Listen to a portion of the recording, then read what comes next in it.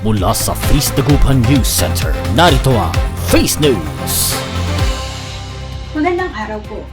Umaarangkada na po ang lingguhang online Bible study session ng Face Dagupan na paghihimay. Layunin nitong himayin at talakayin ang nilalaman ng mga Sunday Mass reading bago pa man ito marinig sa misa ng linggo. Isa itong hakbang upang mas hikayatin ang lahat na tuklasin ang aral ng mga salita ng Diyos sa makabago at epektibong paraan. Nagaganap po ang paghimay tuwing Biyernes alas 8 ng gabi via Zoom. Para sumali, magtungo lamang sa bit.ly/paghihimay o i-scan ang QR code sa inyong screen. At narito pa po ang ilang mahalagang anunsyo mula sa Face Dagupan. Patuloy pa rin ang pagdarasal ng Santo Rosario sa Face Dagupan Family Rosary tuwing Miyerkules alas 8 ng gabi. Para makibahagi, i-access lamang ang Zoom link ng ating weekly prayer activity sa feastdagupan.com/rosary.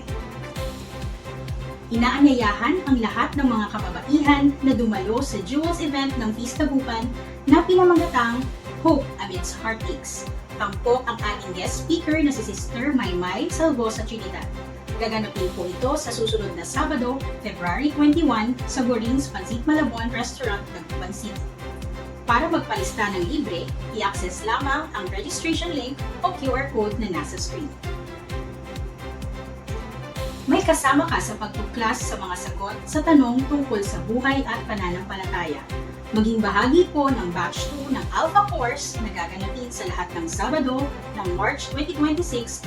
Para mag-register ng libre, i-scan ang QR code sa screen or mag-log on sa facedagupan.com/alpha Sabado, February 28, 2026. Inaanyayahan po ang lahat simula sa February 20, Biyernes, para sa paglulunsad ng Beloved, isang Station of the Cross exhibit kung saan may gagawing pagdarasal ng Stations of the Cross, acoustic worship, at kumpisalan na bukas para sa lahat ng Katoliko. Gaganapin buong araw sa lahat ng Biyernes ng Quaresma maliban sa Biyernes Santo sa Level 2 ng Robinsons Pangasinan malapit sa food court. At para po sa lahat ng mga kabataan, bukas na po ang pagpapalista para sa Camp Calye 2026. Dagupan na may temang Sinag. Gaganapin po sa weekend ng April 24 to 26 sa 567 Resort, Baywalk Binmalay, Pangasinan. Mag-register lamang gamit ang link at QR code sa inyong screen. Maaari pong hanapin si Brother Cedric at Sister Desiree sa ating venue para sa iba pang impormasyon. At yan ang Feast News sa oras na ito. Ako po si Jobel Lumino.